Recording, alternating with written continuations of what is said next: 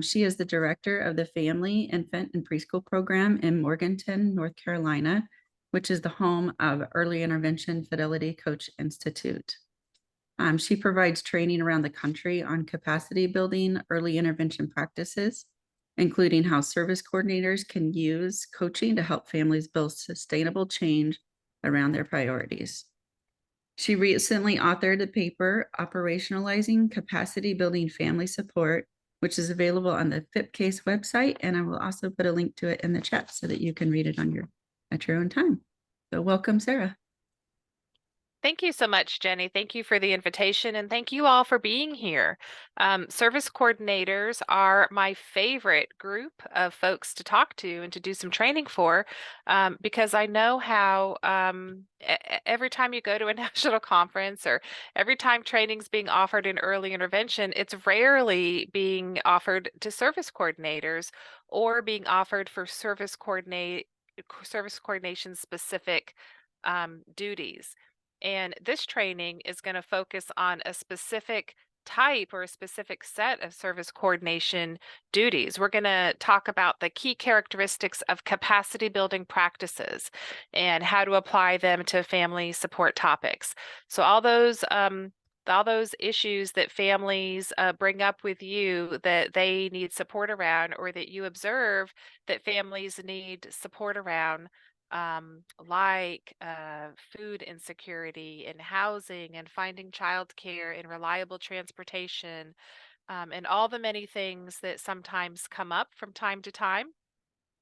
Things that are not necessarily related to due process or to the timelines that service coordinators are required to keep, those kind of meaty, chunky conversations, that's really what this training is about. So we're going to talk about the characteristics of what evidence-based coaching looks like for service coordinators when they're helping families maximize their ability to identify priorities and mobilize their resources. And then we're gonna address identifying some resources to promote fidelity to a capacity building family support intervention style. So let's get started. So we're going to start with first what the law requires. So you all are probably very familiar, more familiar than I am, even about what service coordination services look like in terms of case management. But the part that we're going to really address through this training, or how this training dovetails with what the law requires, is this very last part about service coordination being an active, ongoing process that involves assisting parents of infants and toddlers with disability in gaining access to and coordinating the provision of early intervention services, and services that the family might need related to the IFSP. And I don't mean therapeutic services, though it can be. It shouldn't be just limited to that, but other services that the family might benefit from and might need, like the ones we talked about just a minute ago. What the law does not say anything about is how to go about doing this. And so what typically happens is that service coordinators use their very best wisdom or their past experience to figure out, okay, so how do I get this information to families, or how do I help families with these issues? And inevitably, it ends up being some sort of a list of possible resources or advice to families on what has worked for other families and what that family might consider doing. And although that's fine, it doesn't tend to result in long-term sustainable outcomes for families or impact family well-being the way that research suggests help giving interactions could. And so what we want to do is try to up our game and figure out, okay, what could be the way that service coordinators can provide those benefits to families in a way that's going to be sustainable. And what service coordinators have often adopted are two ways of thinking about how to do it. So one, we just talked about the sort of the superhero service coordinator. These are service coordinators that take their job very seriously and have a wealth of knowledge around all manner of community resources, have organized pamphlets and flyers and resource lists, might even have a labeled and tabbed box in the trunk of their car that has handouts for any occasion that can be shared with families. You have your favorite websites tabbed, can hand those to families. You've got local agencies on speed dial and good relationships with all of them so that you can help get a family into any resource at a moment's notice. You've got the referral forms that families might need, and by golly, um, whatever the family needs, you're going to make sure that that happens. And so, so you see yourselves as a kind of the superhero to swoop in and make sure that the family's experience is pleasant and seamless. And then we also tend to see on the other end of continuum the NMJ service coordinator. So the NMJ is the not my job service coordinator.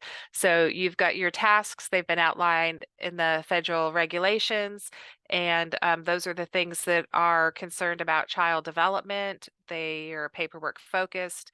And extraneous resources don't have anything to do with early intervention, and so that's not my job. And we see a few of those sprinkled around when we go around to do training. Most everyone falls somewhere in the middle. You want to help families with the things that they want help with, and you're doing your best to empower families. Um, but there's research on how to best empower families, and we're going to talk about that today. Some of you may also be familiar with the knowledge and skills of service coordinators. These were developed by the DEC, Service Coordination Community of Practice, with support from the Infant and Toddler Coordinators Association. And so it's a set of 6 professional knowledge and skills that service coordinators should demonstrate. And the one that we focus on in this training is the family-centered practices one. So promoting engagement of family capacity building to address the priorities and concerns of the family by supporting them to identify opportunities to achieve goals for their family and the child's development and learning. And so the goals for the family, which support the family's ability to help the child grow and learn, but can also extend beyond that. And the trouble, even with this guidance, is much like the federal regulations, it doesn't really say how. It doesn't give us information about how to best do this. So service coordinators are left to come up with their own ideas of, okay, so I'm going to accomplish this. Let me figure out how I'm going to do that. And it may or may not be influenced by what current research says. And so what a lot of families, how a lot of service coordinators interpret family centeredness is they think about being family friendly. So if I have a good disposition toward families and I'm pleasant and I do a lot of active listening and I'm considerate of their culture and of families' individuality and their own priorities and their role in being head of their family. So if I'm friendly and compassionate and caring and I pace myself to match the family's pace, then I'm being family centered. And the trouble is that that is not the same thing as being family centered. So being family friendly isn't the same thing. It's part of it, but it's not the whole of it. And so when we talk about being family centered, it's not just those relational help giving practices that I just mentioned, the active listening and the being nice and compassionate and showing up on time and being friendly and greeting the family and smiling frequently. Those are important, and that's how you develop a good help giving relationship with families. Families will not trust you as their provider or their coordinator of services. They won't let you in on the things they need help with if you're not pleasant and trustworthy and respectful of the family and their unique qualities. But it also includes what's referred to in the literature as participatory help giving practices. And we don't often talk about what that is. And that's as important of a concept too. So relational help giving practices refers to those family friendly characteristics, that trust and the respect. But the participatory help giving practices refers to the family's participation in the help giving process. And so, how passive or active the family is in meeting their own needs.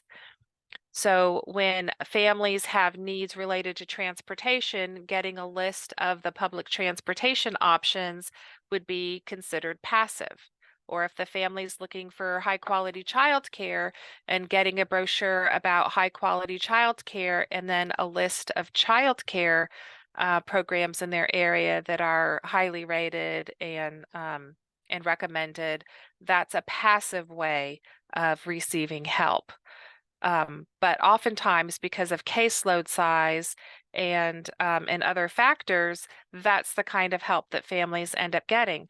So this training is going to address, well, what happens, what could be happening in the participatory side of things that would engage families more in the help giving process, give them more agency over what kind of help they're receiving, where they're getting help from, and how they're making deliberate decisions about what resources to use, what resources not to use, and also how we're helping them go beyond using only the formal resources in the community that they or we know about, but also the informal ways that families get help. So, those informal ways using their social networks of support, like family members, extended family members, neighbors, acquaintances, church fellows, those types of support. And so we're not gonna kind of erase the need for that relational help giving piece, but we know that for the most part, people aren't coming into this field if they don't have that. I mean, you're nice, compassionate, friendly people. We know that that's something that is important, and so we're just not going to focus on that as much today as we are going to focus on how to authentically engage families and the participation in the help giving process um, that service coordinators often find themselves in with families. And so, in order to do that, we're going to talk about service coordinator as coach. I know that in many of the national conferences, there's lots of sessions that are dedicated toward providers, therapists and developmental service providers being caregiver coaches. But we very rarely think about service coordinators and the role that service coordinators can do as a coaching role. But there's lots of opportunities for service coordinators to use capacity building coaching when they interact with families. It can be used during the onboarding process when service coordinators are helping families develop the IFSP and their IFSP outcomes. It can happen during any of those family conversations where families are needing resources so that they have the time and the energy to be able to focus on the child learning things. All those things that cause chronic stress to families when they have a children with a disability. So how to manage going to recreational sports for siblings or for the child, how to get to the grocery store, how to handle medical appointments and all of those many things that are going on, the transportation issues that are related to it. For some families, it's about increasing their education, or getting a job or increasing their income. For some families, it's even things related to citizenship, and that they don't have access to as many resources, and that not being a citizen of this country is causing undue stress in their lives and interfering with the well-being and the amount of time and energy that they have to focus on child learning. So when we apply a coaching interaction style, when we're helping families with all of those needs and helping them troubleshoot what their options are, we're understanding and valuing that families are strong and that they have the most central role in supporting their children's growth and development, that our role and the other members of the family's IFSP team are in a supporting role of that, but we're all trying to help the family maximize their capacity to support the child's growth and development.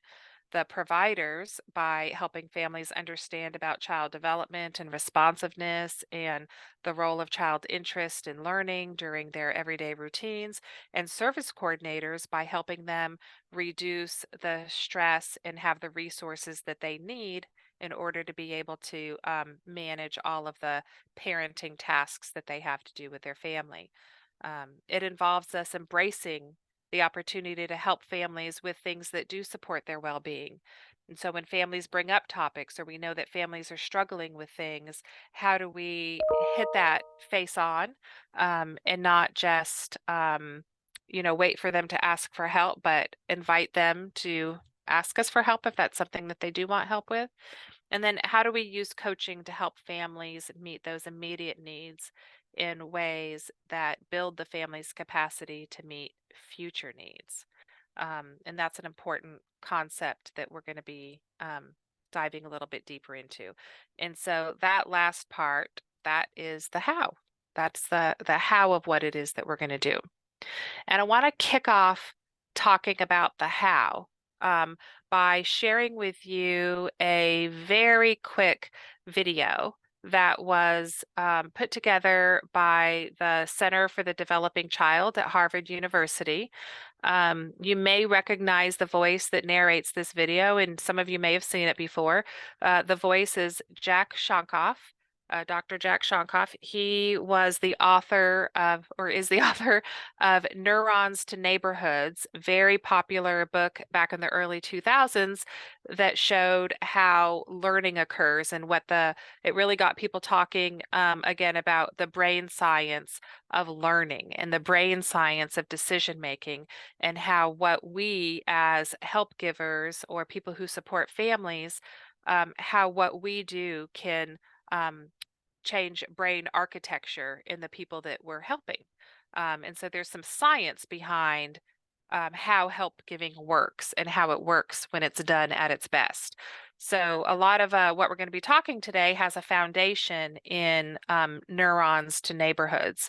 So I want to just share with you a little bit about what Dr. Shonkoff has to say.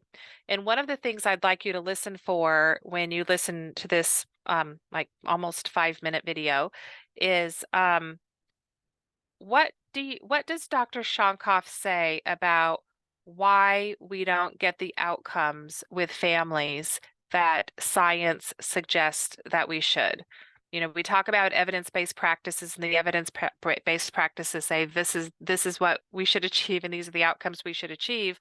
But we're not achieving all of those outcomes with every family. And so why not?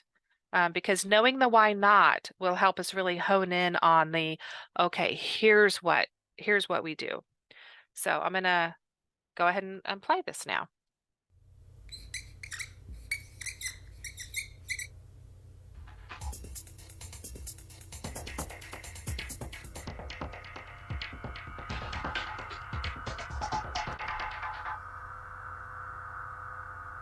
The social challenges that face modern societies, whether it's the ability to work productively, to be a good citizen, stay healthy, have their roots in early health and development. A strong foundation in early childhood results in much better and more effective development later. A weak foundation really puts us behind. The most important thing children need to thrive is to live in an environment of relationships that begins in their family, but also extends out to include adults who are family members in child care centers and other programs. What children need is for that entire environment of relationships to be invested in their healthy development. We've shown from decades of testing interventions that we can improve outcomes. But the magnitude of those impacts is not good enough. Science is now available to help us think about what we might do that would have a bigger impact than the best of what we've done before. So we began to ask, what could we be doing differently? What could we do to be smarter? Children who are at the greatest risk for the poorest outcomes in learning and health and behavior are children who experience a pileup, a cumulative burden of one after another of risk factors. And then the burden is more than any child could be expected to overcome. So we began to focus on the development of the adults. What could we be doing to strengthen the capacity of everyone who interacts with children? This led us to think about the kinds of skills you need to deal with adversity. These skills of focusing attention, planning, monitoring, delaying gratification, being able to solve problems, being able to work in teams, executive function and self-regulation. They're also the kind of skills you need to create a well-regulated home and school environment in which healthy development and learning can take place. And then brain science started to tell us that differences in those skills start to develop in infancy based on the environment kids live in. So how do those skills get built? Well, if you don't develop them early, how do you develop them later? Actually, you can build them later because the period of flexibility and plasticity for this part of the brain doesn't fully mature until age 25 to 30. And then the light bulb went on. The reason we're not getting a bigger impact is not because we don't know about how to influence development, but because we're giving information and advice to people who we need to do active skill building with. Skill building by coaching, by training, by practice, but we're not doing that. So we now have developed this theory of change that says we need to focus on the development of the adults who are important in kids' lives. So try this. How does that work? That's a new idea. Buen trabajo. We need to focus on their skills, their needs, in order for them to be better, more effective parents, in order for them to be better prepared to be employable, which would enhance the economic stability of the family, which is also good for children. Second of all, we looked at many people in preschool programs and child care centers. And we said, what are we doing to build those skills in the providers? They need skill building as well. And also the community can help to build and reinforce the capacities that parents need. And the community also includes programs in which the people who work in the programs have sufficient skills. Third of all, what are the major sources of toxic stress in this community and how can we reduce them? Moving it up to a policy level, how are our policies strengthening communities' abilities to reduce sources of toxic stress and caregivers' abilities to provide what kids need? The development of our human capital is our future. The development of a productive workforce is our future. The development of a healthy population is our future. This kind of future orientation is critical for healthy society. It's critical for a thriving business. It's critical for successful environmental relationships to raise children. It's all about being able to plan for the future, to have a future. And that's why this is so important.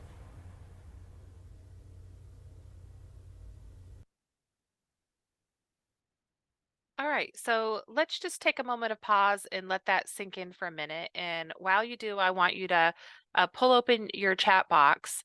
And what did you hear Dr. Shankoff saying about why we're not getting the magnitude of outcomes that research would suggest we should be getting and what we need to do instead.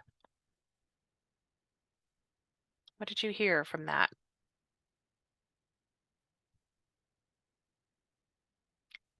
Yeah, active skill building.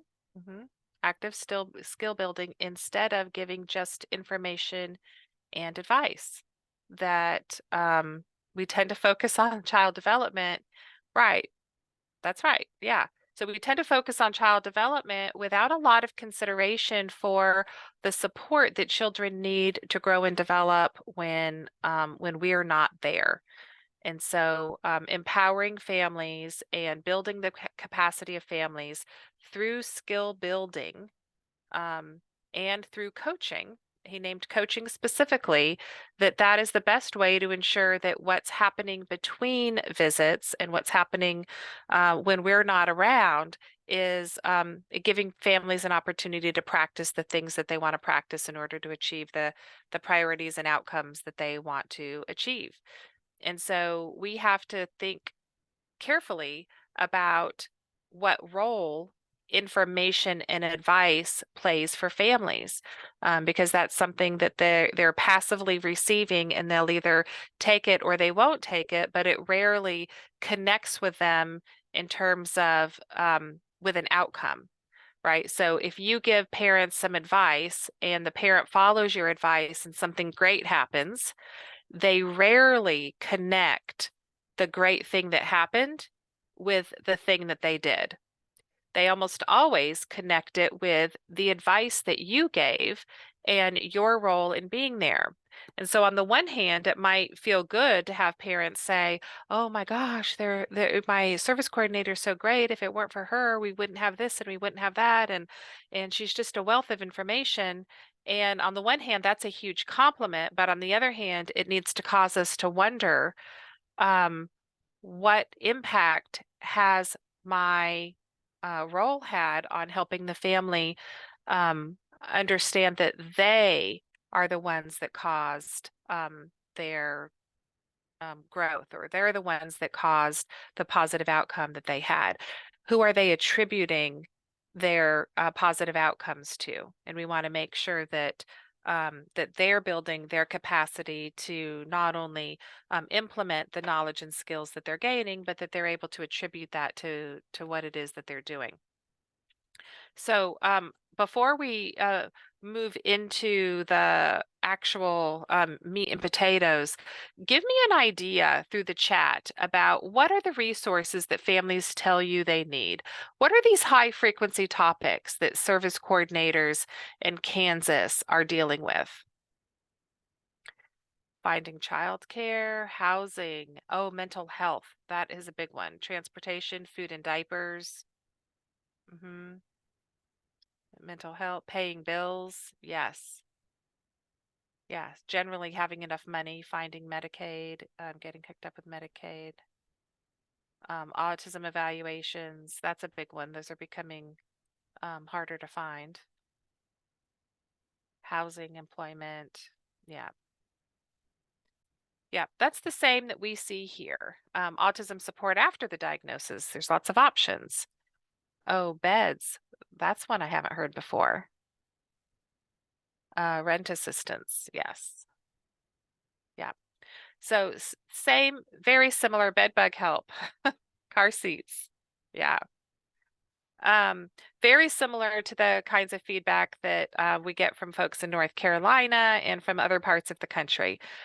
Families have needs, they have priorities, they have things that they're trying to do for their families to ensure their family's well-being in some way or another.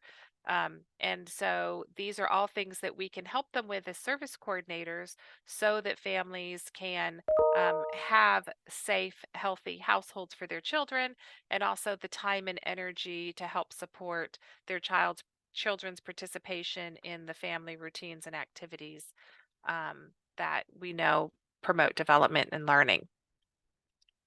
And so when we talk about how to help families, how to coach families in a capacity building way, we're ensuring that we have two outcomes from all of our interactions with families. One is we help families get their immediate needs met. So when families need diapers, they need diapers, right? When families need housing, they need housing. They need more than a conversation. Excuse me. They need more than a conversation. When they need child care, we need to help them find the child care. So that's what they're looking for. They're looking for an immediate solution to an immediate need. And we want to be able to help them do that, and we will. But what we also need to do is help families learn a process for deliberate decision making so that future needs can be met more efficiently. And we don't have to compromise one of those for the other. We don't have to decide which of those two things is the most important because we can only accomplish one. It's not true. We can accomplish both of those things at the same time if we're very smart about how we engage families in the help giving process. And so at all times, those are the two things that we're trying to hold in our heads as we make deliberate decisions about how to help a family. We are helping them make deliberate decisions and learn a process, a systematic process that can be used over and over again. It's not going to take a lot of cognitive load in order to be able to think through those stressful situations each and every time, because there's an automated process for thinking through those things that families can easily learn, and it reduces the cognitive load and reduces the stress and helps families kind of lean on this systematic approach that I'm going to be sharing with you. And when we use a systematic approach, then we're building parent capacity to meet the needs of their infants and toddlers now and in the future, which is an essential feature of what early intervention is all about. It's all about providing the scaffolding to families to be able to meet the needs of their children. And so we're going to be addressing all of that. And when we do it correctly, the outcome that we can expect, and so how we can be measuring whether or not we're effective, is based on the increased knowledge, skills, and self-attribution that we see in families. So when we look at increased knowledge, do families know more now than they did before I started interacting with them around this topic? Did we do sufficient skill building around it so that families have the skills that they need to do this without me? And when families see the outcomes that happen, are they attributing those positive outcomes to what it is that they did? Or do they think it's just chance or happenstance or something that you caused to happen? And so the skill building part might mean that we have to spend time helping families learn how to do internet searches or link them up with a resource that teaches them how to do internet searches. Do we need to help them learn how to use public transportation? Do we need to help them learn how to be good consumers of information so that they're using high quality and reliable information as they make their decisions, rather than just saying them, this is a good source, that's not a good source, that's not a good source, that's not reliable, that hasn't worked for other families, right? That's information and advice. And so, how are we helping families be the ones to consume information, find the information, consume the information, evaluate the information, and decide how it's going to be helpful to them? That's a process that that we use. Otherwise, we wouldn't have the information and advice to give them. So we're using it as we're using it, as part of our thought process. So how do we help families learn the systematic thought process that we use?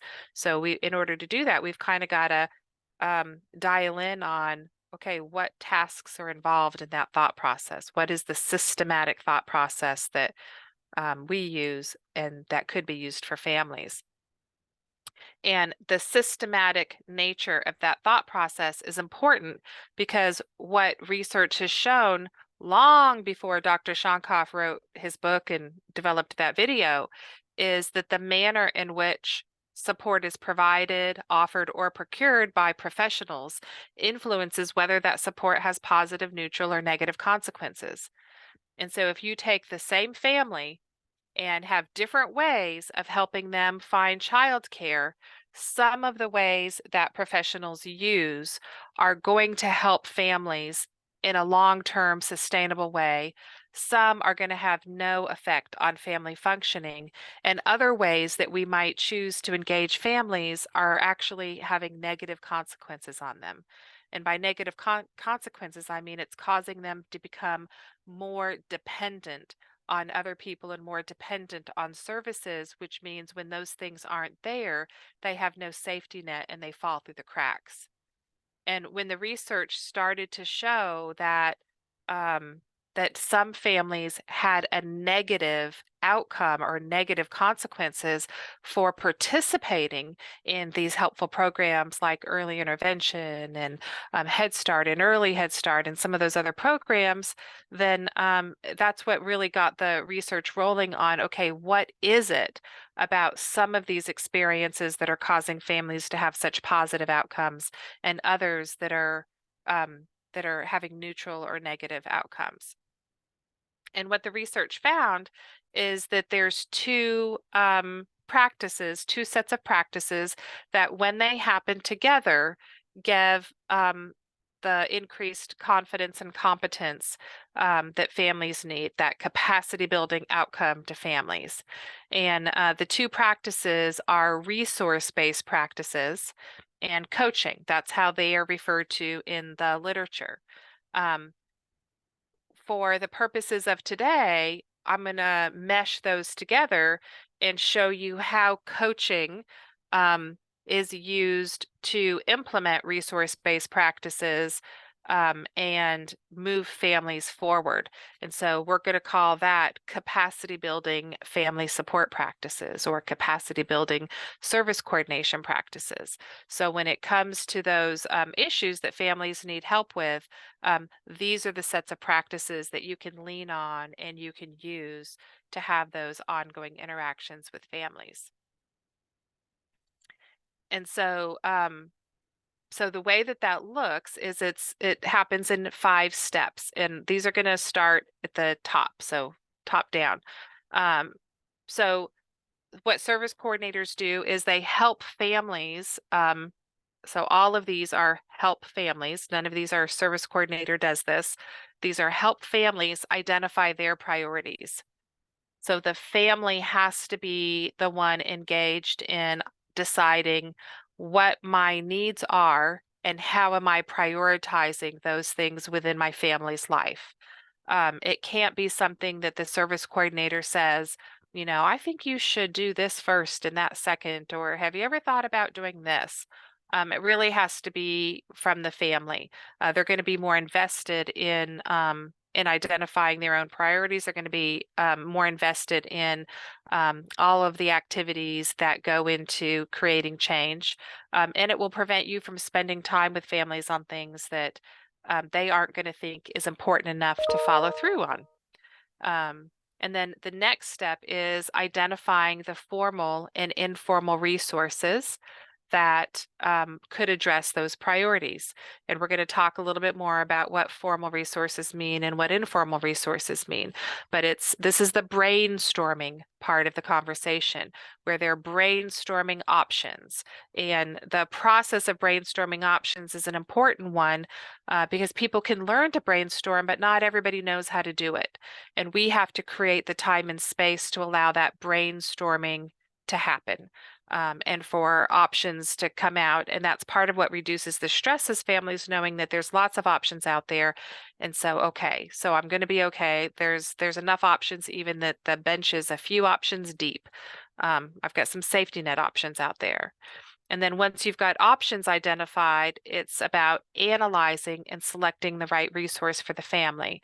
So of those options, not all ideas are good ideas for the family. Not all ideas are ones the family is going to want to implement. It's important for them to know the range of options that are out there and to practice thinking through the range of options out there. But ultimately, we're going to have to help them analyze those options, analyze the advantages and disadvantages of those options, the cost, not just the financial cost, but the emotional cost and the cost and time in accessing some of those resources.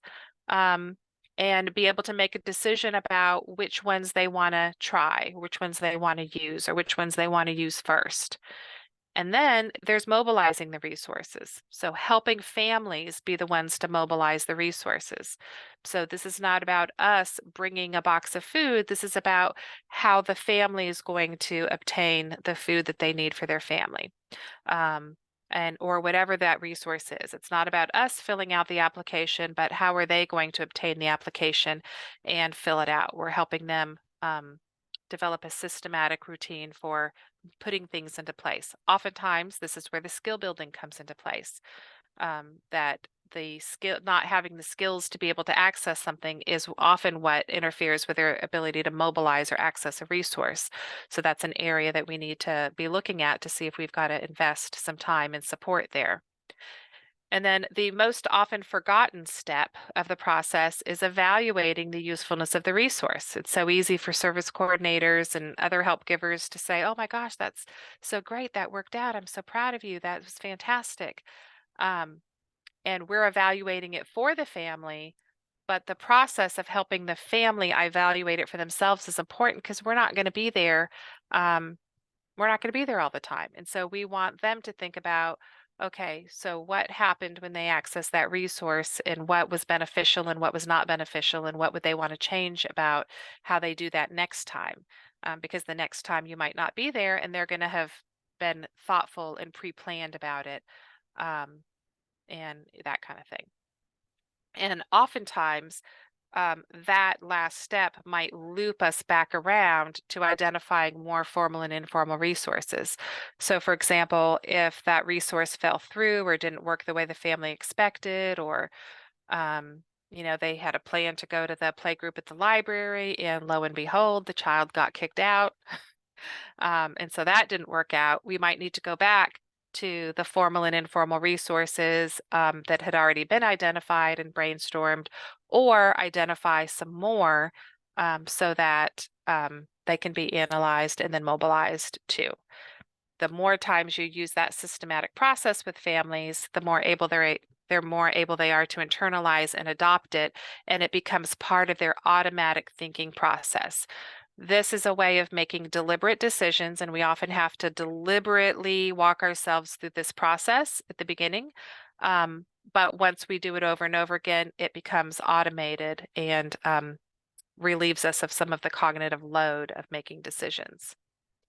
So we're gonna, I want to give you an example. We're going to do a little bit of a video example.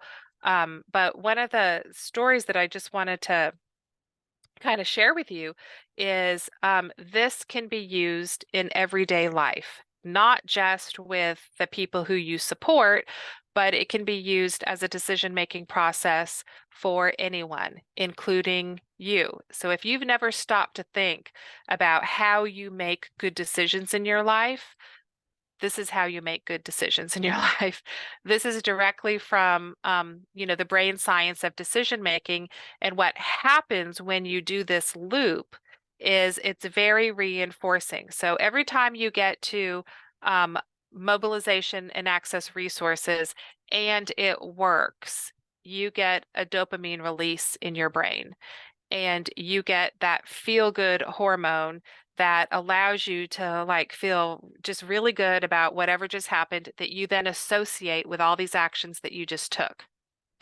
And so if you're not the one that took the actions and somebody else took them for you, then when you get that dopamine release from the good thing that happened, you're now going to associate it with somebody else and not yourself. And that's the importance of making sure that we're helping families do these steps and not doing them for them. Because that association really needs to be on them and not leaving them thinking, oh, my service coordinator was such a godsend. You wouldn't believe how everything just falls into place when she's there. And we want parents knowing that everything falls into place when they systematically make a decision about what it is that they're doing. I had a situation myself. This was probably about 18 or so years ago when I was much younger than I am now, and I was a foster parent and had some therapeutic foster kids living in my home with me. And I was not well off, but I didn't have a lot of slack built into my finances. And so when a major thing happened, I didn't have the finances to cover it. And the major thing that happened is my heat pump went out. And immediately when the repairman came, shared with me that it was going to be $4,800 to replace that heat pump. And I knew, oh my gosh, there was no way I was going to be able to afford that heat pump. And so I'm walking myself through this process. I've got priorities. I've got formal and informal resources. So the heat pump repairman was my formal resource. I'm thinking about what are my but there's not money there for that to take care of that. There's really no money that I can tap into. I didn't have the money in my savings to be able to cover it. And so I had no choice but to go to my informal resources. And so I'm thinking about who do I know who has the money to be able to help me? And so the only person in my life that I know who could and would be willing to do that for me is, you guys have probably already guessed it, my mother, right? You would go to your mother, you would go to some member of your immediate family and, okay, who can help me with this kind of thing? Well, of course, my mother was going to be willing to help me with it. But when I analyze that as a potential resource, I know in my head, there's a cost associated with that. There is an emotional cost associated with using my mother, who didn't think that I really had any business being a single woman and a foster parent to begin with. And so here I am, not as well off as I could have been if I didn't have children. And so, she's going to rub that into me a little bit. And then every time I see her, it's going to be all about the heat pump and how she gave me the money for that. And when am I going to repay the money for that? And that kind of thing. And so I have to decide for myself, is that a cost I'm willing to pay for this heat pump? And some people may think, well, of course you're willing to pay it. What else are you going to do? It's in the middle of winter. It snows where I was living. It snows. It's cold, and so we need a heat pump. But that it still has to be the decision of the person who's going to use that resource as to whether or not they want to pay the price for that resource. And different resources have different prices. And so one of the things that happened in that situation is my mom wouldn't actually give me the money. So the mobilizing and accessing resource part kind of broke down because she would only give that money to the repairman. And so if you think about the psychology of that I wasn't trusted with my heat pump and I wasn't trusted with the money to repair my heat pump. And that's the psychology part of it sort of coming into play. And so, I decided that that's fine. I was going to overlook that. And because I needed the heat pump fixed anyway. And so even to this day, Thanksgiving dinner's not the same, right? Because I go to Thanksgiving dinner and my mom asks me, how's the heat pump? Even now, 20 years later, how's the heat pump? Except she doesn't say, how's the heat pump? What does she say? She says, how's my heat pump? Because that's the heat pump that she paid for. And never mind that I've paid her back since.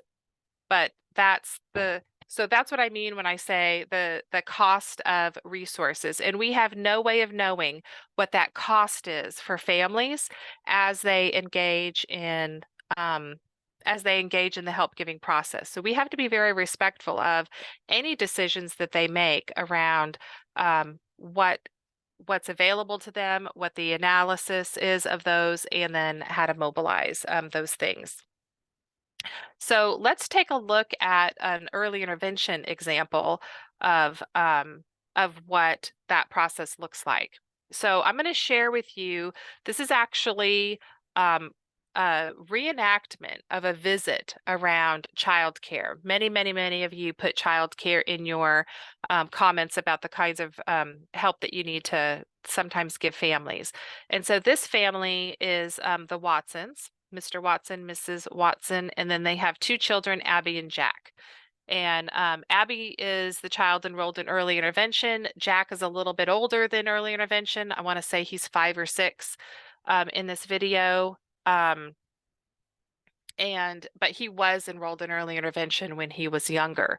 And so this family has a history in this early intervention system, and the people who are in the service providers for the family know them already from Jack.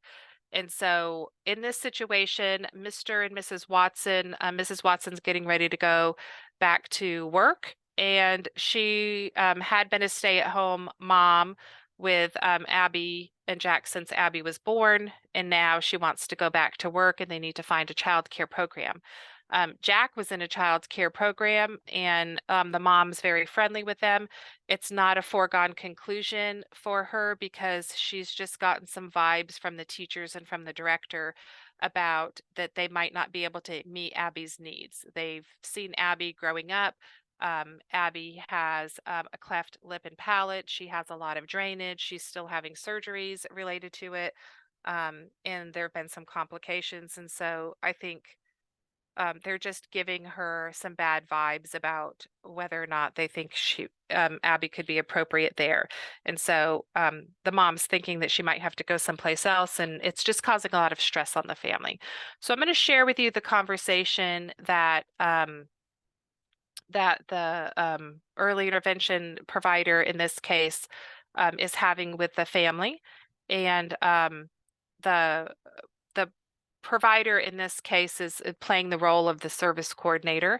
So some of you may recognize her from other trainings that FIP has provided.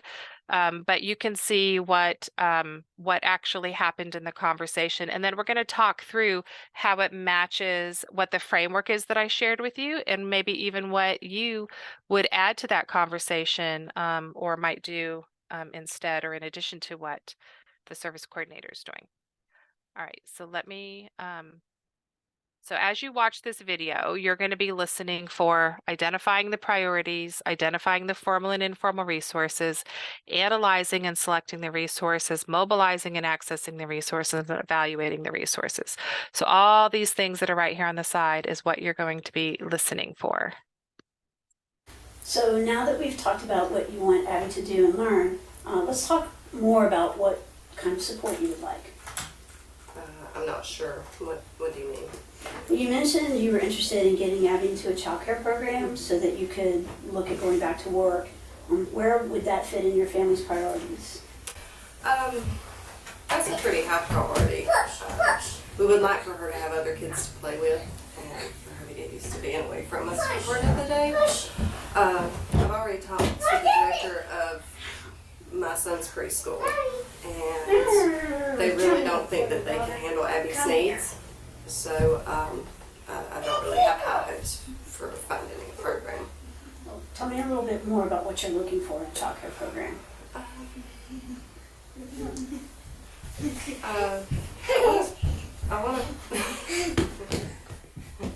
want a program that will accept Abby for who she is and that will help her make friends. I want her to be able to learn the classroom routines, and I want teachers, I guess, who are going to be patient with her.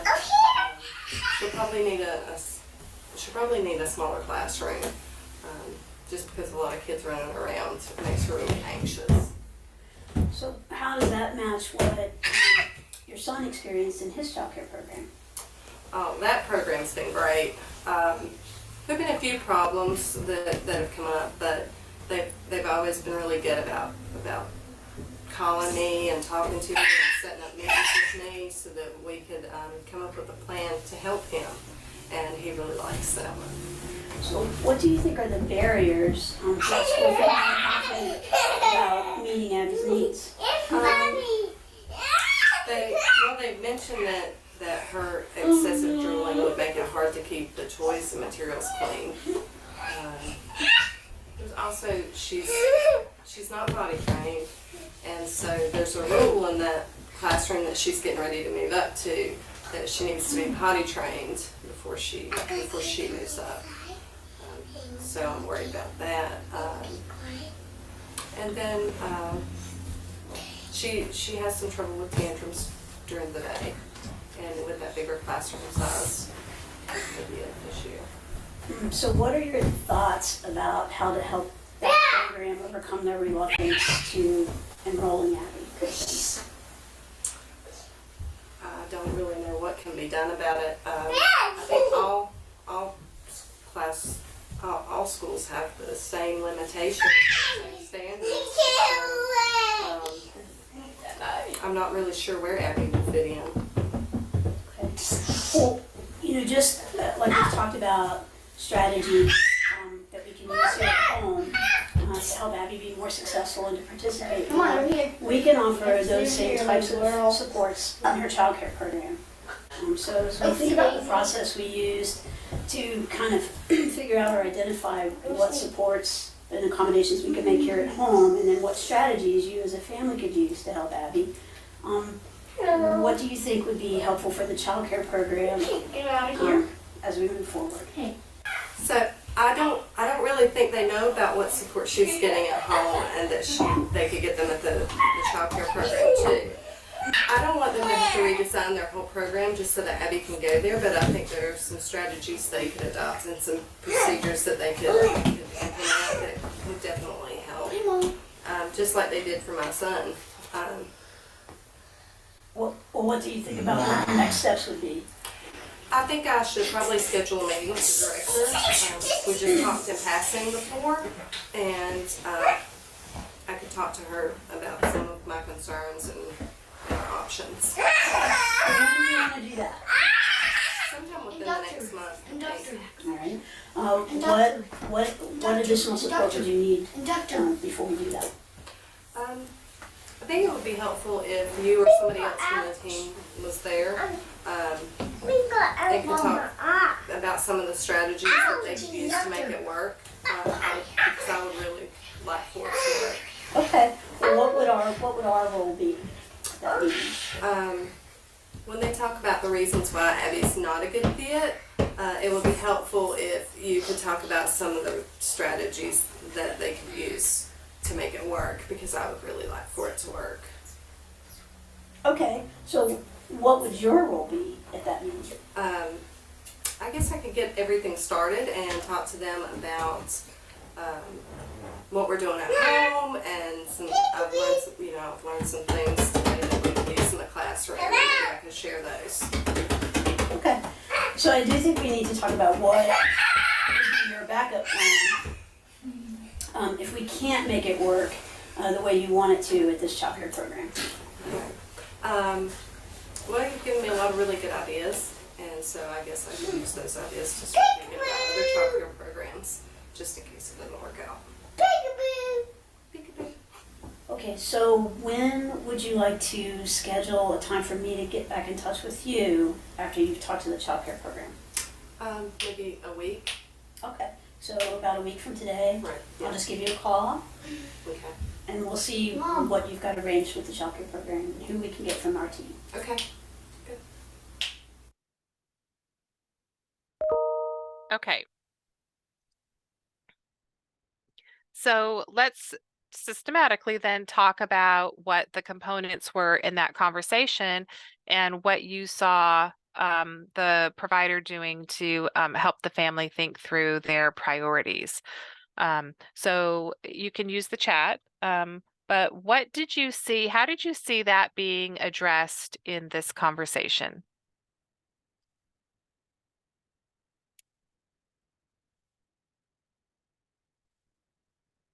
What did the provider ask related to that?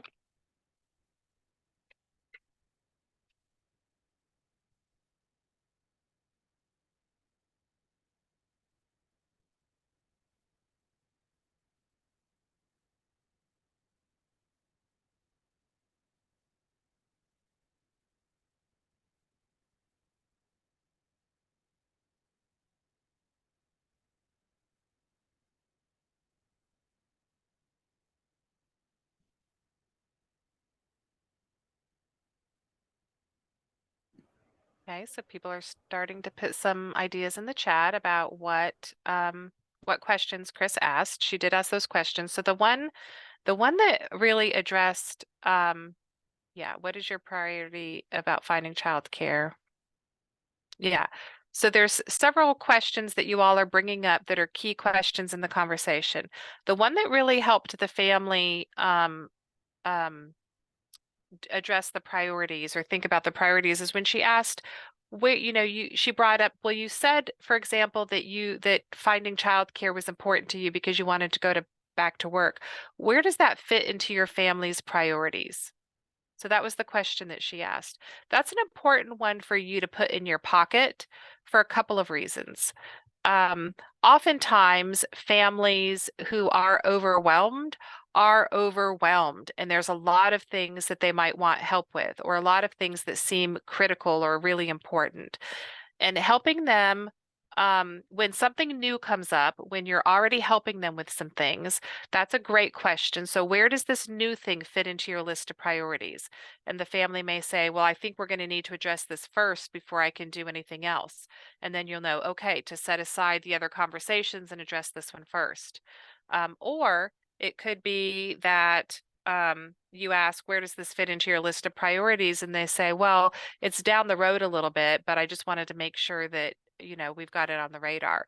And that's helpful for information for you to know too, so that instead of going down a bunny trail immediately when they need help with something else, you both have determined that this can be set aside, but you're making a note of it so that it doesn't get forgotten. That's what they're using you for at that moment by even bringing it up. And so you can help them. And sometimes, even at the beginning of the conversation, if you were to invite families to share with you, well, what are some of the priorities that you think you might need help with that would help give you the time and the energy to be able to support your child the way that you want to, or to be able to address some of these IFSP goals that you've got related to child learning? And the family might say, well, this and this and this. And then you can say, well, where do those priorities fit in with one another? What's the biggest priority?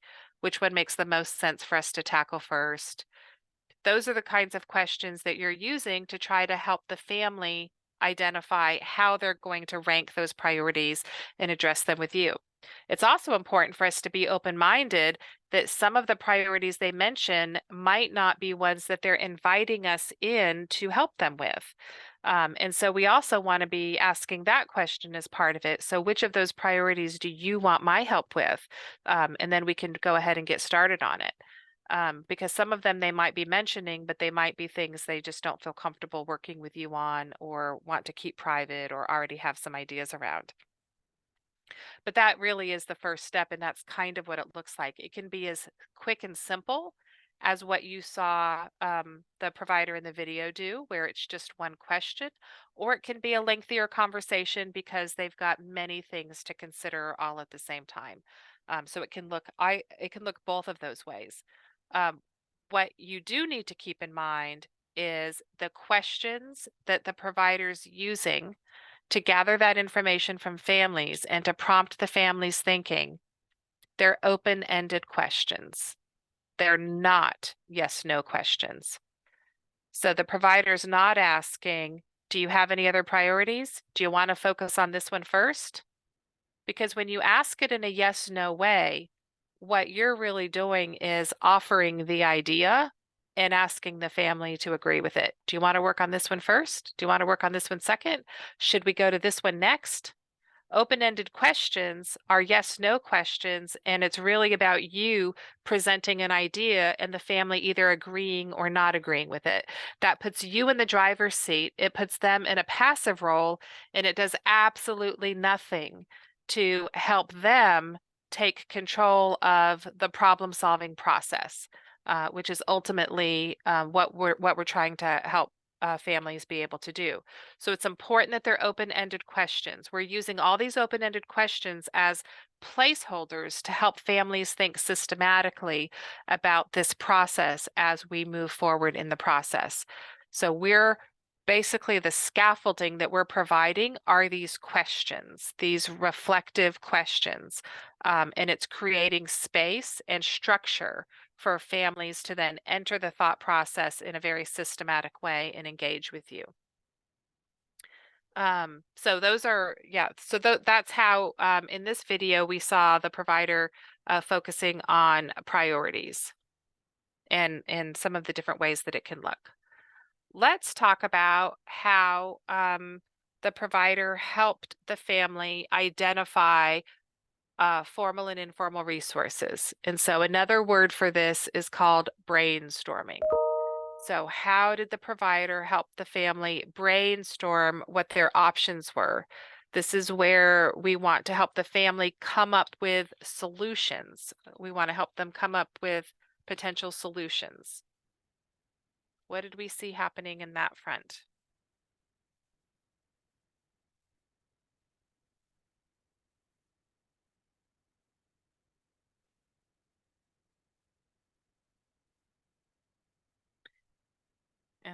So if this, then what? So there was a brainstorming that happened at the very end when she was helping the parent make up a backup plan. So if that doesn't work, then what? And that was posed to the family, right? That's the family's decision to make.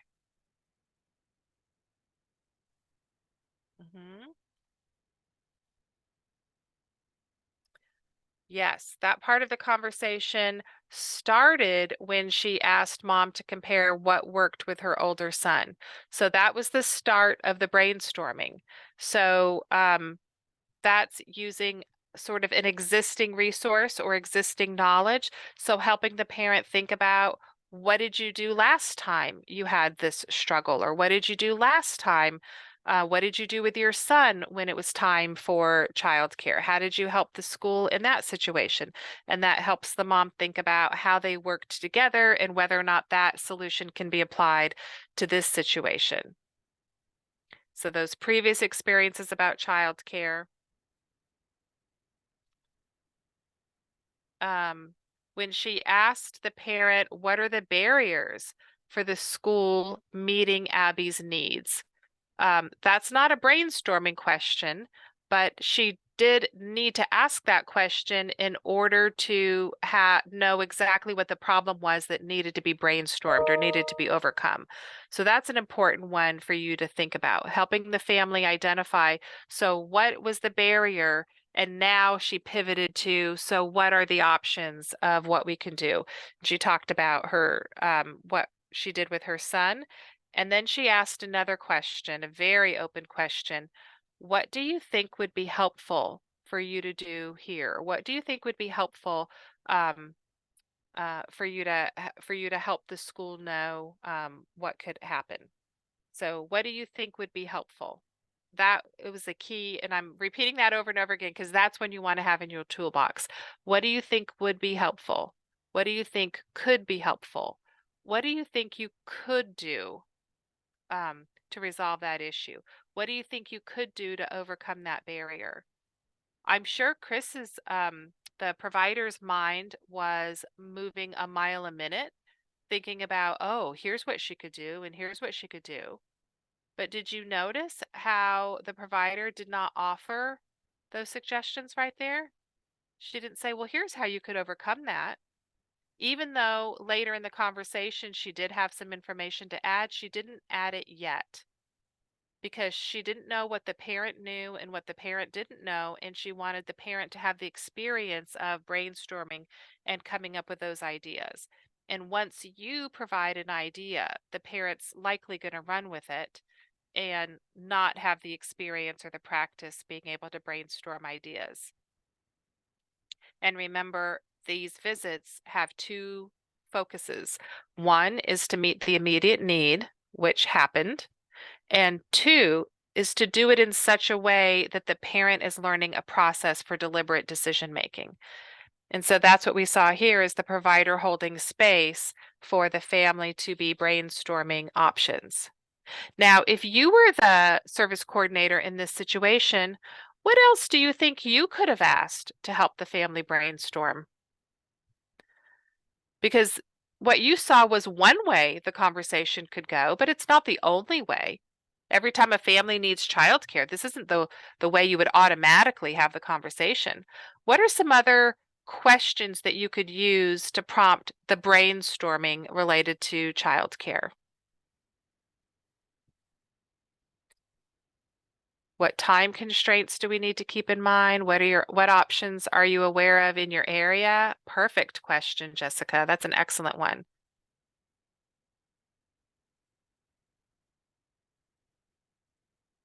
And they may need to get to that. So if they have this conversation with the center that the Watsons really like, and it's not going to pan out, and they have to regroup, that's going to be one of the key questions that the provider will have to use.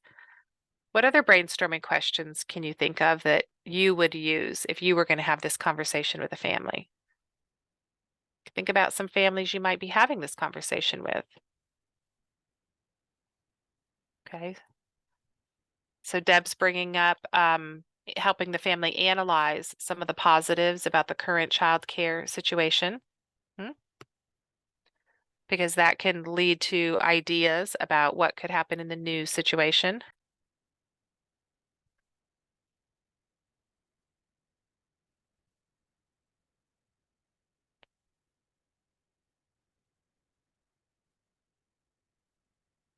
It could even be brainstorming questions related to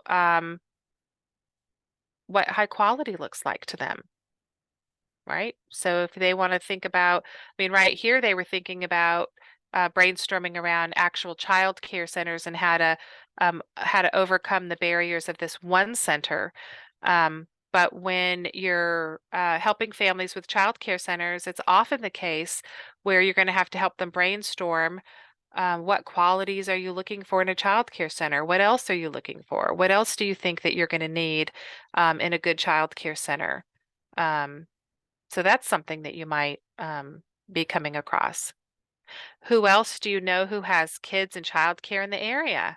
Yeah, Leslie, because those people are a wealth of information too, aren't they? A trusted friend could be using a child care center that then you would trust because of the link with a friend. Yeah. So lots of questions and brainstorming, and there's even some guidance I'm going to share with you at the end of this presentation to help you think more about the brainstorming process. Well, then the next step is, of course, analyzing and selecting the resources. So how did you see the provider in this situation help the family analyze and select the resource that they were going to use, or analyze and select what they were going to do?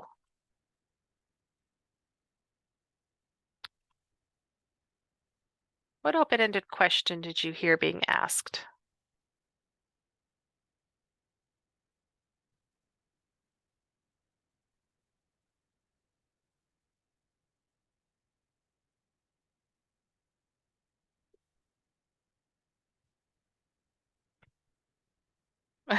Yeah, what's the next step? Yeah, Chris asked, what do you think your next steps would be? So that's how she got the parent thinking about, so Chris didn't say, the provider didn't say, all right, so it sounds like our next step should be, we'll set up a meeting with the school and see if we can hash this out. I can come, you can come. Right? The provider didn't say that. The provider said, what do you want the next steps to be? Because in her mind, she knows, okay, now we're ready for next steps. It's not my job to decide what the next steps are. It's my job to set the tone for, or to set this routine for, this is where we are in the conversation. It's time to decide next steps. So what do you think your next steps would be? When do you want to do it? What, I don't want to get ahead of myself because that's going to be the next thing. Yeah, the parent said that she could talk to the school. I'm like reading from the chat. She asked about what might be some complications. Yes. So what are the complications is what led them to the brainstorming. They were brainstorming how to overcome those complications. So that was an important part in the beginning of the conversation. Yep. All right, so they analyze the options and then decide what option to go with. Now, one way that this could have looked is they could have brainstormed more options and analyzed more options. And I would say more often than not in a conversation, that is exactly what happens, is there's more options to analyze. In this situation, the provider chose to have a smaller conversation with the family because the mom really wanted to pursue the existing center if that was at all possible. If this doesn't pan out and they have to go back and circle back around to identifying formal and informal resources, it's likely going to be a much bigger conversation. There's going to be some family child care homes on their list. There's going to be some centers. There's going to be some that are close, some that are far away. There might even be a relative who might do child care in their home informally. They might have a variety of things on their list that they're going to have to decide what's your priority, which one best matches what you're looking for, which one do you want to start looking into first. There may be some other options there. This was sort of a much smaller, more contained conversation. So then the process of mobilizing the resource happens. And many of you have already put comments in there about what you saw happening on that front. So that involves those questions that the provider asked in terms of, so when do you want to do this?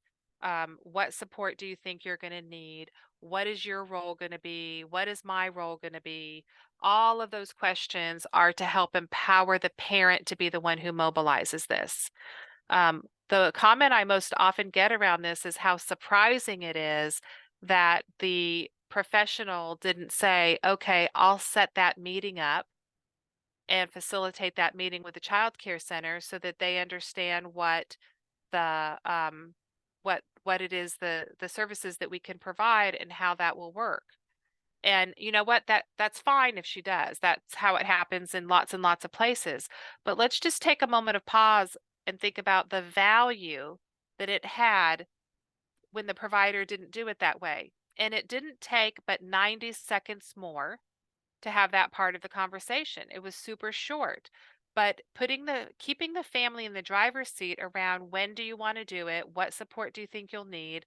What do you want our role to be? Right? So the parent articulating that instead of the provider being the one to do it gives the parent practice in thinking about, okay, how are we going to roll forward on this? Have you all ever been to a meeting where something was decided in the meeting and then nobody said how it was going to be done, when it was going to be done, who was going to do it, and then you have your follow-up meeting a week or 2 weeks later or a month later and nothing got done? Because there was no details built into the plan around it. It was just a task that was floating into midair. That's what we're trying to avoid here in this situation. We want to build in a process, a second by second nature process for families and providers that we need the details around this. The family is going to be much more capable of mobilizing the plan if there's some details around it. And one of the things that the analogies that I often make around this part of it is sometimes we leave the plan kind of like it is on the left, where the steps are too high for the parent to get started. So if the provider leaves the conversation and it's with, okay, so it looks like our next steps are going to be to set up a meeting with the school, and it's not talked about who's going to do it and what's going to happen and when it's going to happen, it's kind of a really big monumental step, and families can't always reach it. And more often than not, when you go back to your follow-up visit with a family and they didn't do what their plan was, there's two things that often are the reason why. One is it wasn't their plan, it was your plan. And so it wasn't important enough to them to do, or it wasn't something they felt comfortable doing. But secondly, it's this. The plan didn't have enough detail in it for the family to know and feel comfortable in getting started. The steps seemed too big and too overwhelming, and there's so many other things that they had to do. But when you analyze those steps into smaller steps, like you saw happen in this video, then they're more manageable, and you can see families making more progress. So that's definitely something to think about. And then the last step, of course, is evaluating the resource. And we didn't see this happen at all in the video because that's something we would have seen at the next follow-up visit. So after the provider and the family meet with the school, that's when they would have the follow-up meeting on how well did that meeting go? What do you think you accomplished? What did you learn that's going to help you make a decision about where you want Abby to go? And if the parent rules it off the list, then then they go back to circle back around to identifying additional resources and working on them. And if they figured out how to help Abby go to that school successfully, and that's what the family wants to have happen, then they would move forward with the next steps. You know, and for sure, the provider would be asking the family, so what did you do during that conversation that made it go so well?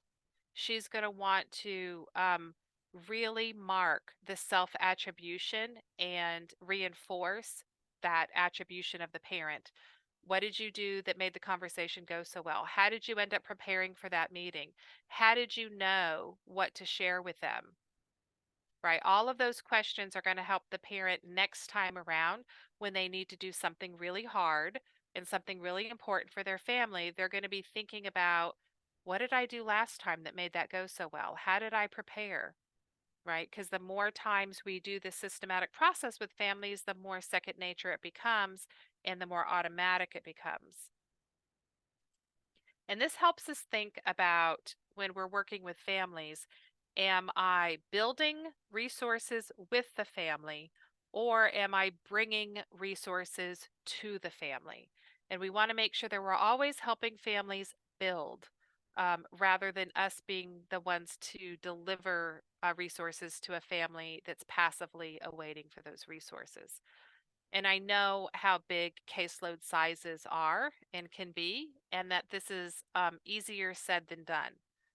But it's important for us to be thinking about it because we're not going to be able to create any degree of change if we're not aware of the change that needs to happen and we haven't thought through what that change looks like for us as individual providers and professionals.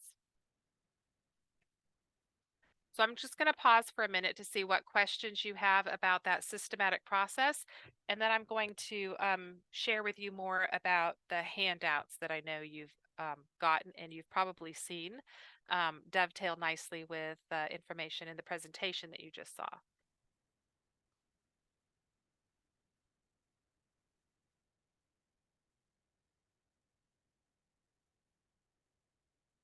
I just want to make sure we've not left anyone behind.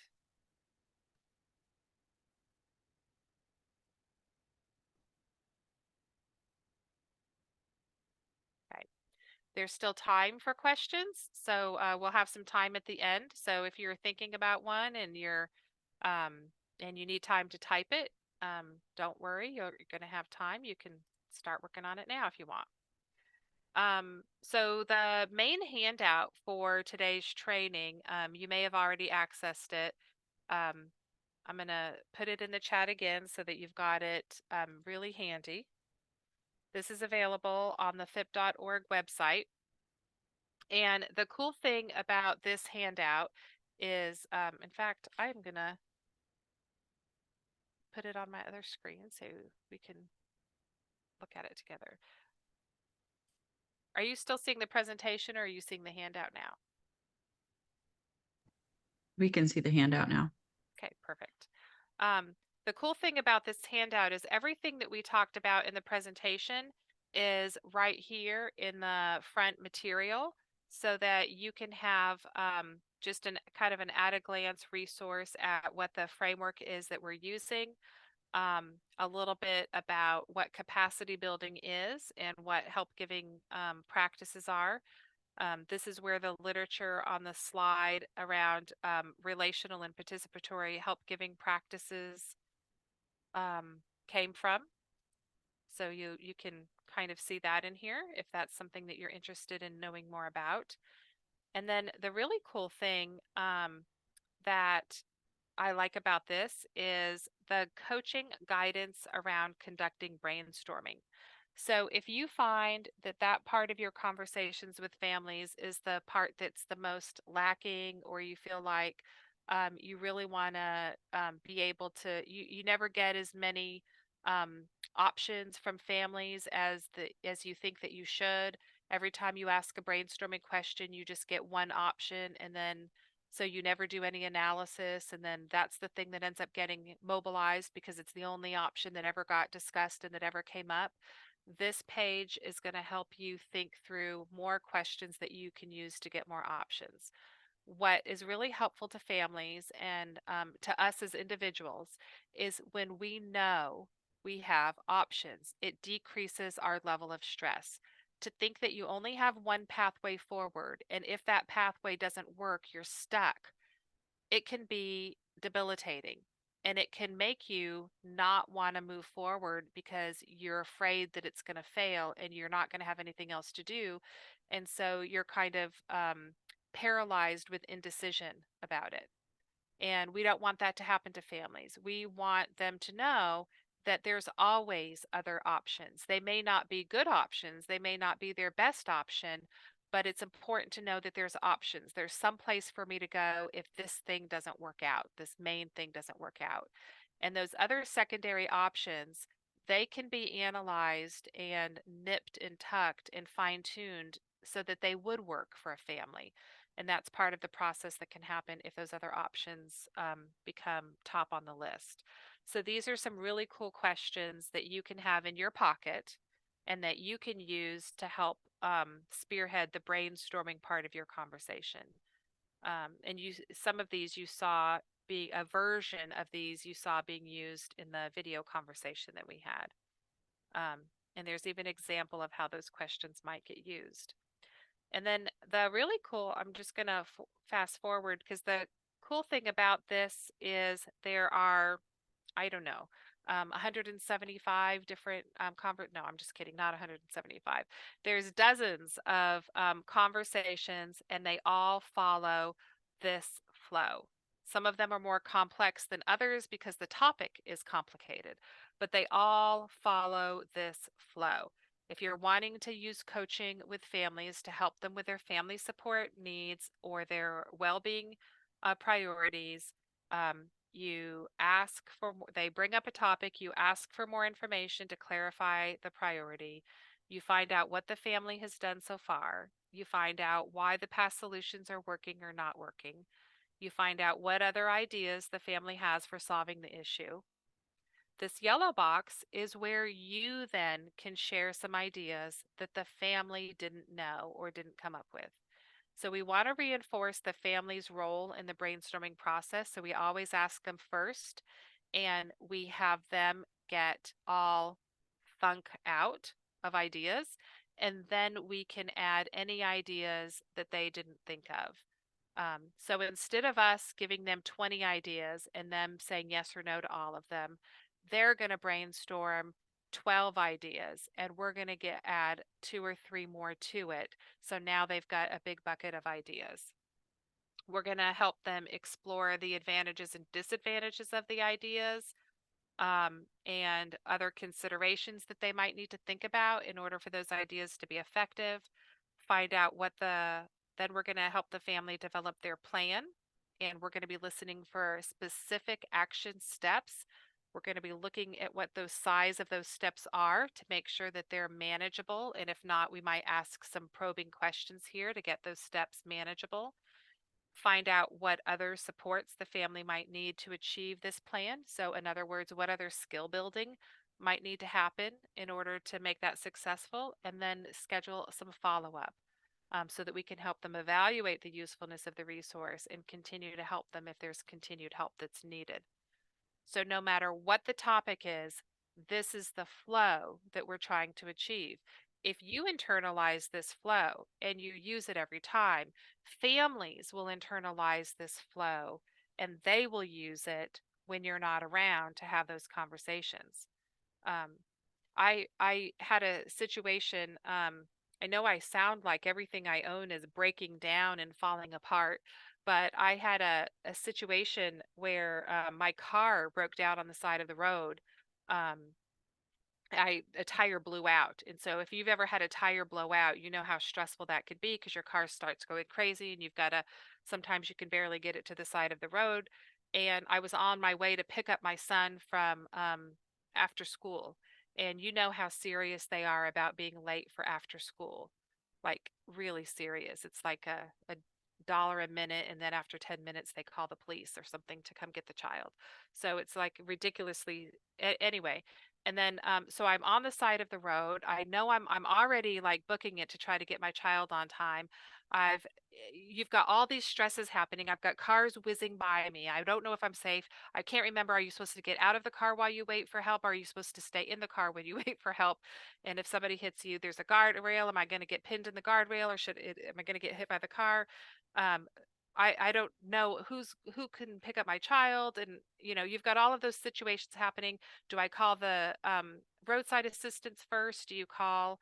And the thing that you really need to do is take a deep breath and systematically think about what it is that you need to be doing so that you're not paralyzed with indecision and overwhelmed with all of those decisions.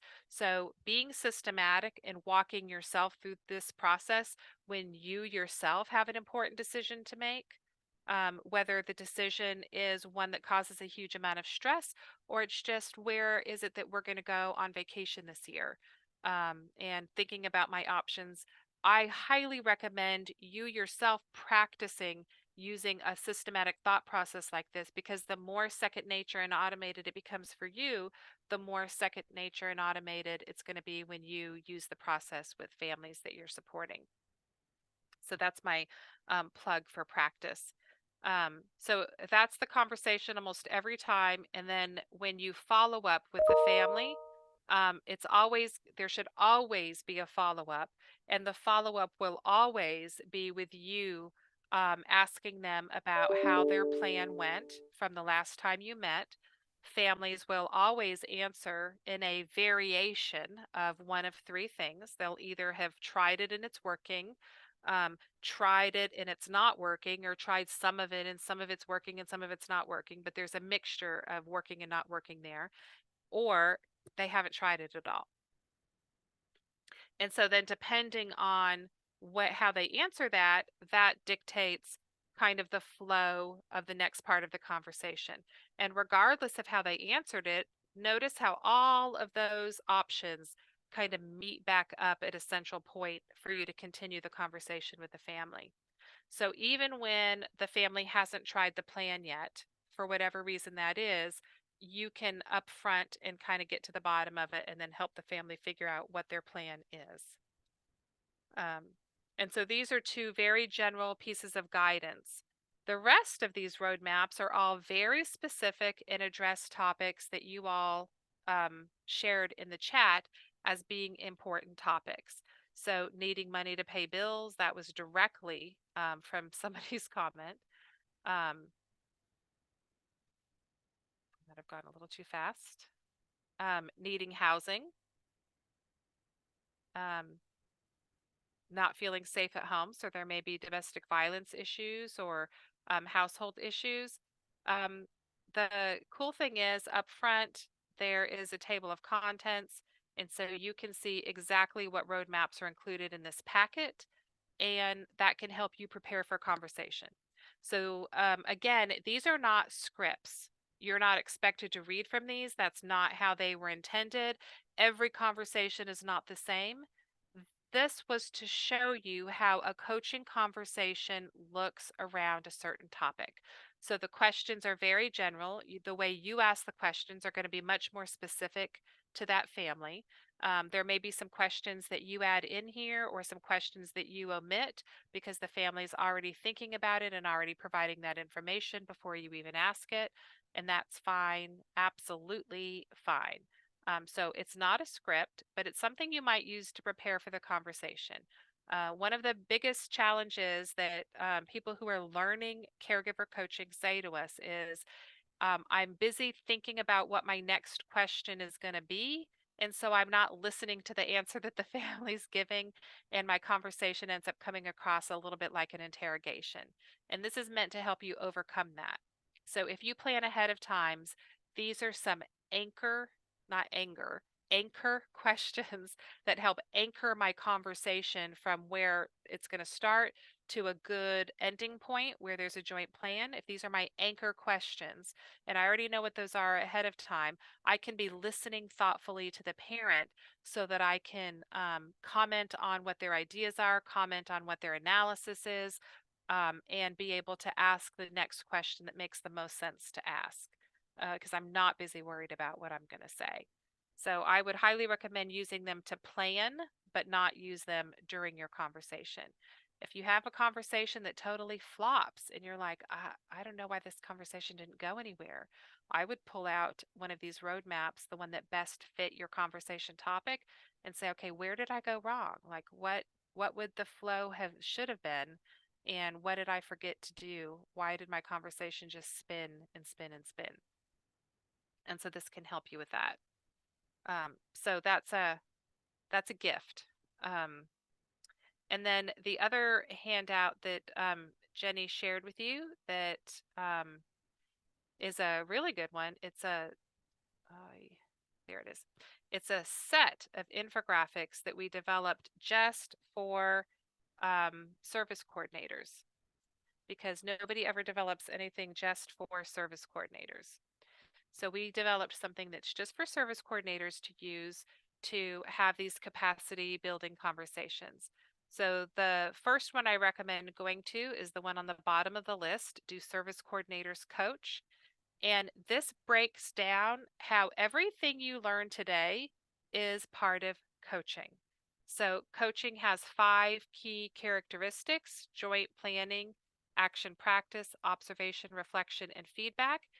And this shows how when you have that systematic 5-step conversation that we just showed you, that you are helping families reflect, analyze their situation, develop alternative ideas, developing an action plan. You're giving them opportunities to practice and to do some skill building. You're observing what their level of confidence is as they're doing that and trying to figure out what your next step should be.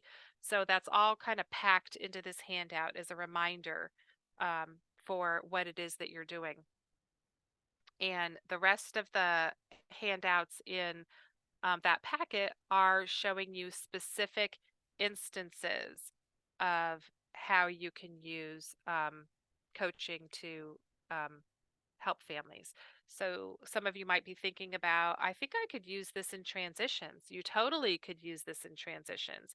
You totally could help families identify what's their priority for their child moving out of Part C.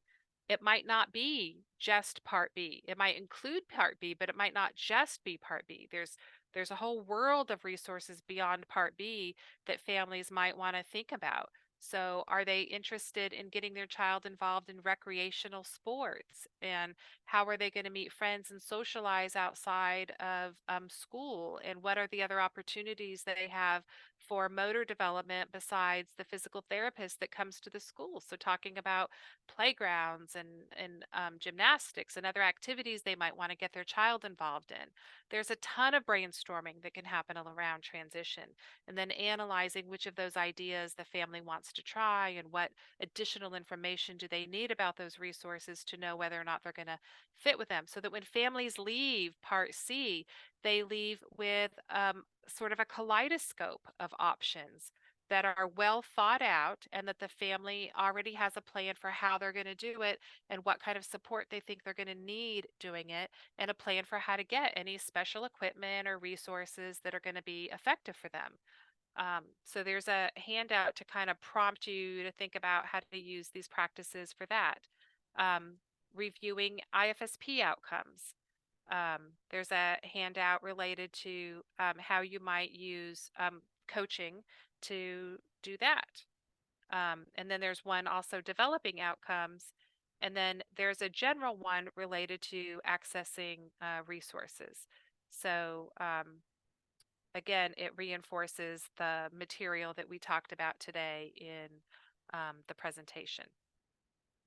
So, so those are cool handouts that I want to make sure that you've got and have a way of using. Feel free to share them If you lose them, you can go right back to the website and get them again. And we're working on another set of 5 resources for service coordinators that are going to be posted at the same link, so that we'll have a set of 10 in all within the next couple of months. So you can visit back with us and find those later on. All right, let me pause again and see what questions you have. Some of you may have been typing your questions while I was talking.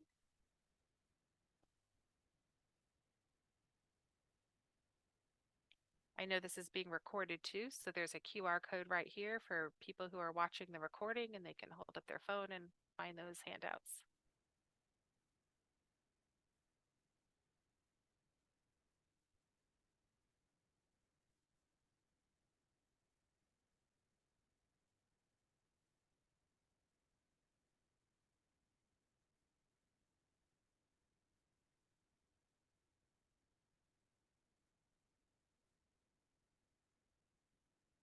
You can unmute and ask your question as well. Just going to give us a minute.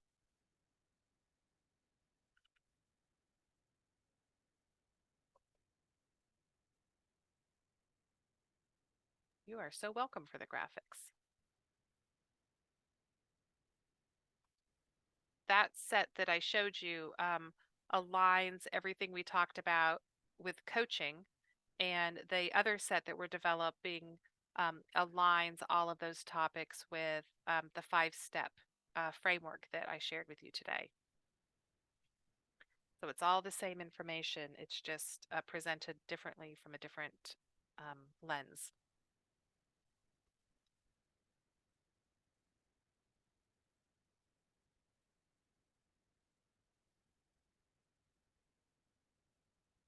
If you end up having questions about resources that you think service coordinators need in order to successfully implement capacity building practices, I would love it if you would reach out and let me know, because a big part of our business is developing materials to help folks just like you understand what the research is saying, what the most current research is saying, and then how to implement that research in your everyday work.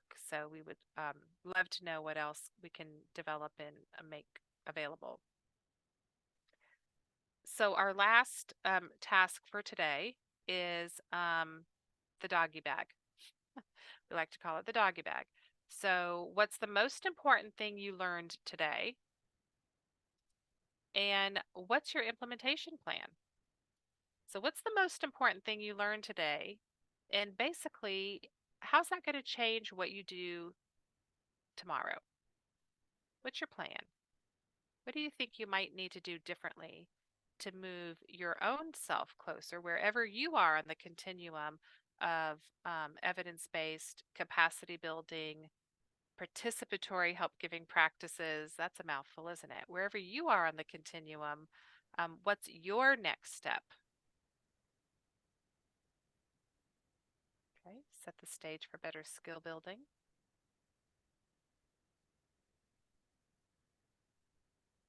Yeah, have the conversations versus passive support. One of the things that service coordinators often say is those conversations take too long. You don't have that kind of time, the caseloads are too huge. And what I often say is you don't have the time not to, because when you don't have the conversation and instead you're just bringing instead of building, you're going to bring and then bring and then bring and then bring, and you're going to do it 20 times with the same family. Whereas if you have this conversation just 2 or 3 times on the various topics that you might be talking to a family about, you will have already impacted their automated response to problems, their automated response to issues that need to be addressed. All right, lots and lots of thoughts about what could be done differently. Implementing those 5 steps to decision making. That's good. Oh, how this looks with Spanish speaking families to navigate the resources instead of bringing the resources. That's a really good one. And we have some Spanish speaking folks that are working with us from some different countries in South America who have really glommed onto this because we oftentimes get comments from people who say things like, the Spanish speaking families I work with don't want this. They just want to be told what to do. They have a different respect for professionals and they expect the professional to tell them what to do. So we started working with some people who are native from the countries where folks are giving us this feedback, and they're sharing with us why that perception is there and helping us develop some materials that are going to help to bridge that gap a little bit better. But they have helped us understand that that the reason why families appear to not like this way is because they never have experienced this way of being interacted with. And so their expectation is that in this country, they have to do what they're told. And if they don't, trouble will come to them. And so they don't want to be referred to social services. They think if they don't do exactly what you say, when you say it, and how you say it, and so they very passively wait to be told what to do. And so what we have to do is be use our relational help giving practices to help them to partner with them and help them understand that that's not what this relationship is about. We're not here to report them, and we want to fit in with their culture and their family's preferences, and so they're the ones that are going to have to make the decision, and we can be there to help them and support them. A lot of people have mentioned about helping with the skill building with families.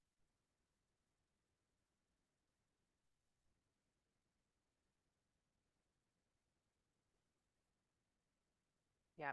And a lot of you are mentioning bringing or building, making sure, checking yourself. That's a sort of a good little measure. The other measure that I highly recommend using is so bringing or building, that's just a sort of a quick dirty, this or that. But the other one is requires a little bit more thought. So remember what we said at the beginning of the presentation, that capacity building is increasing knowledge, skill, and self-attribution.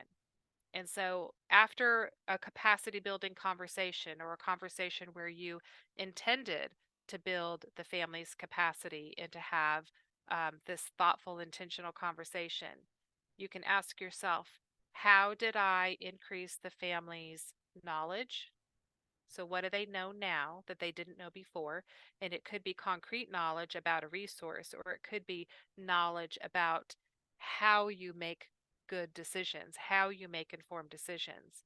So you might say to yourself, well, I used this systematic process. I increased their knowledge about the steps that need to be taken to make a decision, any kind of decision. How did you build their skills?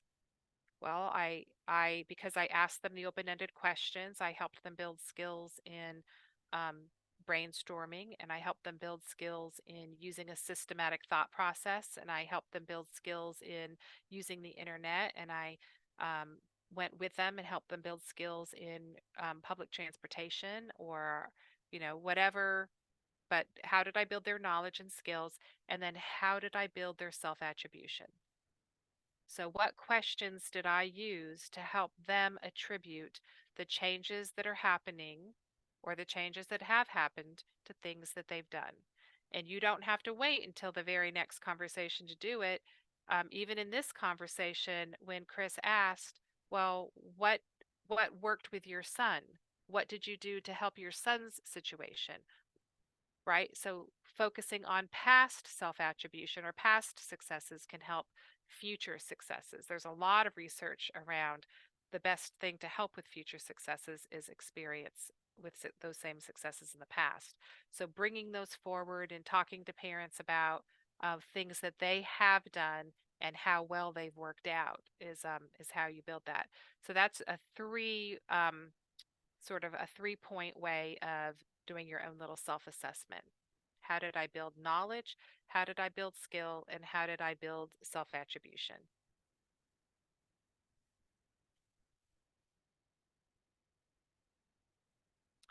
All right, well, good to see how many of you are rolling forward the learning from today and thinking about how that could be useful to you.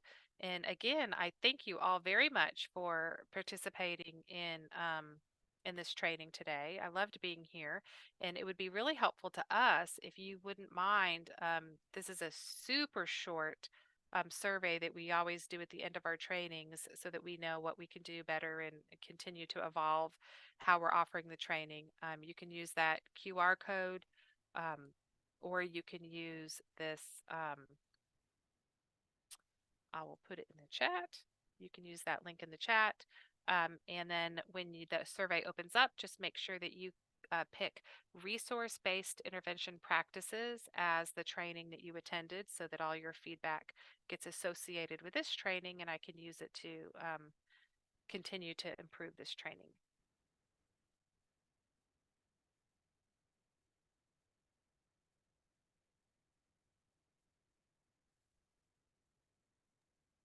You're very welcome. Yeah, Sarah, thank you so much for bringing this training to us in Kansas. We for sure appreciate it, and in addition for all the resources that you shared as well. For all the FSCs on the call, be looking for a follow-up email that will give you access to the recording if you had people on your team that weren't able to see it and they want to watch it in between now and the next time that we meet. It will be there. Thank you so much and have a great day. Thank you, everyone.